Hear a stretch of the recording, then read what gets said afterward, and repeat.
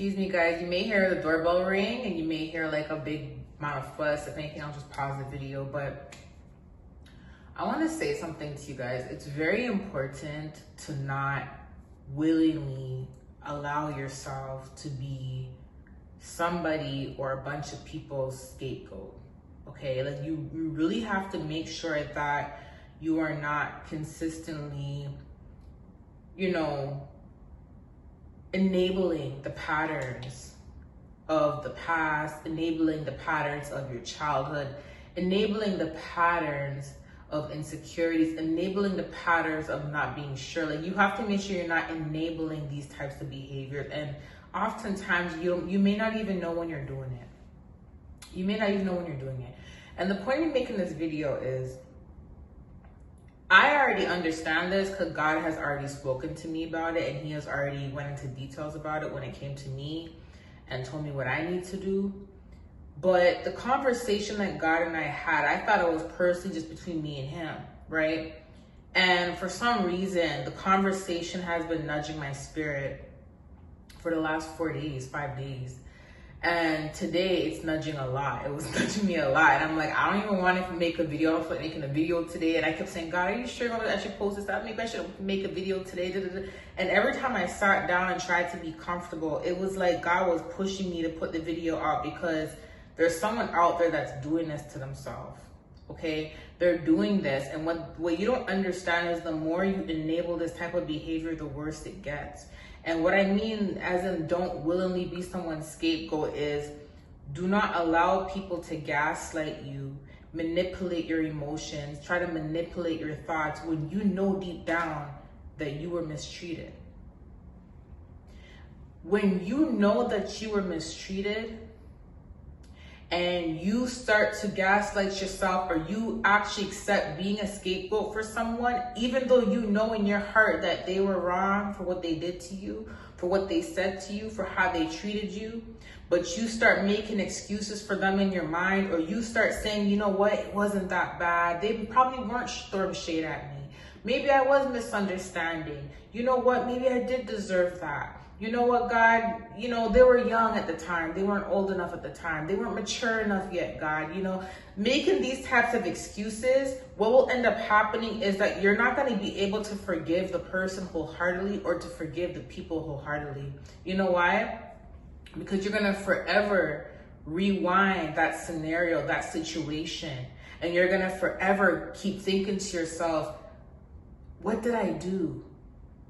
You know why? Because when you're wrong about something, or God convicts you about something, God tells you exactly what he's convicting you for. God tells you exactly what you're wrong about. You get what I'm saying? When you know you've done something wrong and God convicts you, you know exactly what it is, when you did it, how you did it. You know exactly what it is. But what happens is sometimes people can manipulate you into thinking that you did something, and even though you know you didn't do anything, you will still sit behind the walls, behind the picture, behind everything, like in the comfort of your own home, in your own space. You will sit behind the scenarios, and you will sit there and you will start picking at the situation. You will start analyzing over and over and over, and replaying that scenario in your head, replaying what you said in your head, replaying the whole situation in your head, trying to find something that you may have done wrong. And the thing is, you won't be able to find it because you're like, wait, I don't know what I did wrong. God, tell me what I did wrong. And then God ain't telling you anything because you didn't do anything wrong. But even when God comes in and says you're good, you didn't do nothing wrong, you will still start to look for something. You will still start to look for something. See, when you don't accept the fact that, okay, you know what, God, there is another person that mistreated me. Okay, I understand. They mistreated me, or or he or she mistreated me. When you don't come to that understanding when someone else is wrong, you're going to have a hard time forgiving them. Like I said, because you're going to keep rewinding the situation over and over and over again, trying to figure out what you did wrong, even though you didn't. And you know why you're doing that is because that is enabling a pattern from your past. Whether it's from your childhood, you may have had parents that may have done that to you, where they may have done something wrong and they may have said, the reason why I did what I wasn't supposed to do was because you did this. Basically enabling You're gaslighting you at a very young age to think that what they did was right, even though you know it's wrong and they know it's wrong. So when you start growing older and into an adult, or into a teenager and then an adult, you start thinking that when people validate why they did something bad to you, you start to think it's okay. And you start to believe that you deserved what happened to you when you really didn't deserve what happened to you. You see what I'm saying? You're not wrong. They mistreated you, or he or she mistreated you, whoever this is for. Like I said, I already had this conversation with God, okay? Like, we had a deep conversation about this. Because one thing about good-hearted people is we can't love halfway. We can't love halfway. I'm getting emotional. I saw this thing on Instagram the other day, and this guy was reading a quote, and he said, when you have a good heart, it's not, for a good person with a good heart, it's in a way impossible for them to love halfway. Because when a person has a good heart, they love wholeheartedly. It's not easy for them to have boundaries. It's not easy for them to put a wall up. It's not easy for them to love you a little bit. You get what I'm saying? Or to love certain areas of this, or to love certain parts of someone. It's not easy for them to do that, because when a person truly has a good heart and a person truly loves, they love wholeheartedly. There's no in between, buts, or if. They love wholeheartedly. And the thing about that too is, even when a person like that has done wrong, they still love wholeheartedly. They love the person. It don't matter what the person did to them. They will love the person so much, they will still pray for the person, right? And people like that have it very hard in life, because they go their whole life trying to not really, I wouldn't say people please. I would say it's more like analyzing their own actions over and over and over again. Or even if they're wrong. If they're wrong, if you have a big heart, you'll apologize, you'll own up to it and everything. But if you know you're not wrong in a situation, you will still overanalyze it, because you want to make sure it's like God can confirm to you're good. You didn't do anything wrong, but you're still going to look to try to, are you sure, God? Are you sure I didn't do anything wrong? And that is a pattern that happens your whole life. Your whole life. So when a person has a heart like that, it's easy for a lot of people to use that person as a target. It's easy for a lot of people to use that person as a scapegoat, because when you see a person that operates this way, that is just loves everybody, that's just kind, you know that person is not the kind of person that likes confrontation. You know that person's not the kind of person that's going to call you out. You know that person's not the type of person that's going to want to go to war with you. You know that person is the kind of person that just wants peace. They will literally take whatever blame and go and sit in a corner somewhere and keep themselves in punishment as if they did it. And people can easily see that. So that person ends up being a scapegoat even to strangers. So you could be in a workplace and everyone at the workplace is using you as a scapegoat, blaming you for things that you didn't do, lying on you and blaming you for things you didn't do. Family does the same thing, using you as a scapegoat. You may have friends mistreating you and gossiping about you and all of that, and then trying to make it seem like you did something for them to gossip about. People will sit there and mistreat you and make it seem like you did something for them to mistreat you. And not all the time do you have to do anything for people to mistreat you. Sometimes it's like a person could be jealous of you, or they may have some envy in them, and they will literally blame you for them being envious. They will blame you for being jealous of you. They will blame you for how they feel about you, and they will make sure that you take on that guilt that they are feeling inside.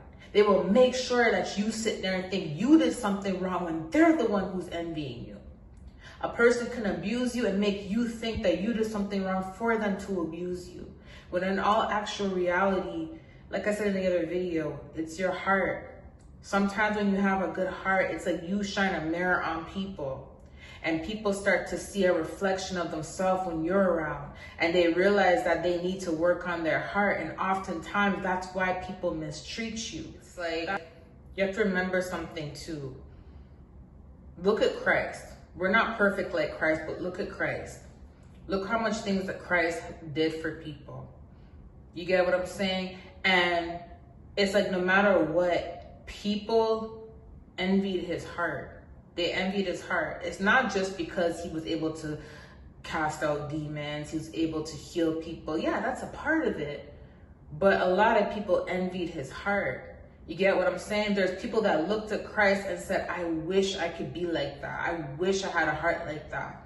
You get what I'm saying? Like, that is a perfect example of who you should be. When you look at Christ, that's a perfect example of how we all should be. You see what I'm saying? Now, it's not to say you're Christ. No, I'm not saying you're Christ. No one's Christ. Okay? We're not perfect. None of us are going to be perfect like Christ.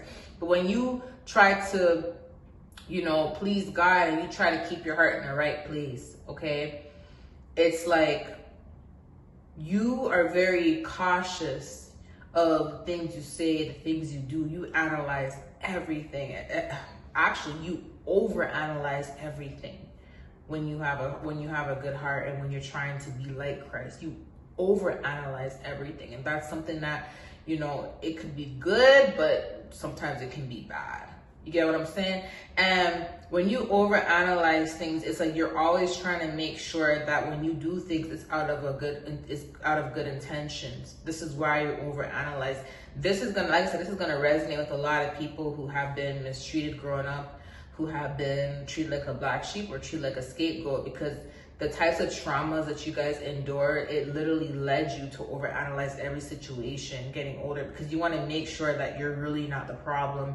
You want to make sure that you're not in the wrong. It's like you want to make sure you're not doing something wrong to deserve what you're going through, because you so badly want peace. You so badly want to heal. You're not trying to cause your own folly. You're not trying to cause your own afflictions upon your life. So it's kind of like you're overanalyzing everything you do to make sure that you're on the right path. But even when you realize you're not doing anything wrong and people start to mistreat you, it's like you still find a way to blame yourself because you really don't want to believe that you're going through this again, this cycle. And not only that, you really don't want to believe. It's a lot easier to take the blame.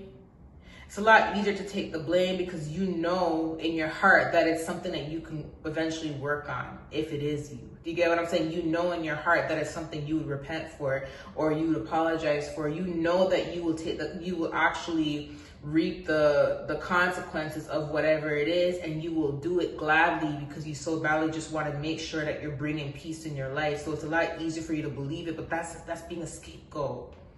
That's being a scapegoat. And oftentimes, this is why people look at you as an easy target. It's not to say you can't defend yourself. You have to find balance. And this is hard for me to talk about because I'm battling with the same thing. You have to find balance. You have to know when you are wrong and when you are right. And you have to know when people are really just trying to project onto you. You have to know when people are trying to use you as a scapegoat. You have to know when people are trying to gaslight you, so you don't end up putting yourself in a situation to where you overanalyze and you start to really believe something that's not true. Okay? Because no matter, that's what the devil wants. And let me tell you something, when you start believing something that's not true, your confidence level goes down. Why? This is why people do that. Because if they see that you're confident, you're happy, and you're having a good old time, and you're smiling, and you're joyful, and you're glowing, and you're all of that, and they see that, they want to bring you down. They don't want you to feel that way. So then they start projecting, and then they blame you for the way they feel. And then when you start to believe that you did something wrong for them to feel that way, or for them to do what they did to you, guess what happens? You're not confident no more. You're not happy no more. Now you're sad. Now you want to pull away from the world. Now you want to hide away. You get what I'm saying? Now you want to go back into isolation and go back into hiding. When God literally said to you, it's time for you to shine your lamp. It's time for you to put yourself out there. And you finally do it, and now you want to hide away again because you feel like you offended someone, or you made someone mad, or you hurt someone because of how they mistreat you. You see? It's a tactic. It's a tactic. And a lot of you guys, you attract that because of your heart. Because of your heart. You are an easy prey to narcissists. You are an easy prey to insecure people. You are an easy prey to envious people. You are an easy prey to the enemy when you're like that, right? And this is why God says it's so important to be confident in me and confident in what I tell you and confident in what I show you and not be confident in man. Because if I tell you you're good, if I tell you you're okay, if I tell you good job, if I'm uplifting you and I'm telling you keep going and I'm motivating you and I'm not convicting you, I'm telling you you're good, then you need to be confident in what I'm telling you, and you need to not let the outside influences cause you to lose confidence in where I'm trying to take you and what I need you to start doing. Because now you're gonna have a domino effect. Because all that's gonna go on in your mind is that person's mad at me, that person's mad at me, that person's mad at me, that person's mad at me, and everyone's reason for being mad at you is not the same. Everyone's reason for being mad at you is completely different. One person's envious, one person's jealous, one person just doesn't like your heart, one person, you get what I'm saying? Everyone's motive and intentions and projection is different, but you may very well take on everyone's emotions and start saying, okay, I did something wrong because everyone's mad at me, and then boom, that one domino affects your whole life. It's your light. This is a cycle that has to be broken. This is a pattern that has to be broken. And I'm gonna say it, you know, you're a handsome or a beautiful person. You have a good heart. You are an easy prey. You have to understand and know the balance. And how are you gonna know? You don't have to overanalyze your actions. Overanalyzing is reiterating or thinking about the scenario like 20 times, 10 times. You think about it 1 time, 2 times, pray about it. And if God says you're good, then after that, leave it alone. Don't continue analyzing it. You get what I'm saying? Don't continue. That's how you break the cycle. When you see yourself doing that, you got to catch yourself and say, I rebuke that. You have to. You have to. Once God gives you the okay, and once you analyze it for the first time or the second time or the third time, and you realize, okay, I didn't say anything wrong, and God says you're good, that's the only confirmation you need. You don't need to go over it again. You get what I'm saying? You don't need to, because now the more you go over it, you're going to look for something to blame yourself for. Now you're treating yourself as a scapegoat. Now you're gaslighting yourself. And that's what people want. They want you to gaslight yourself. They want you to treat yourself as a scapegoat. Because guess what? Now you're more open for everyone to do that to you. You're willingly wanting to be a punching bag. You get it? And you have to break that cycle, because with that mindset and mentality, where God is going to take you, you have to be strong.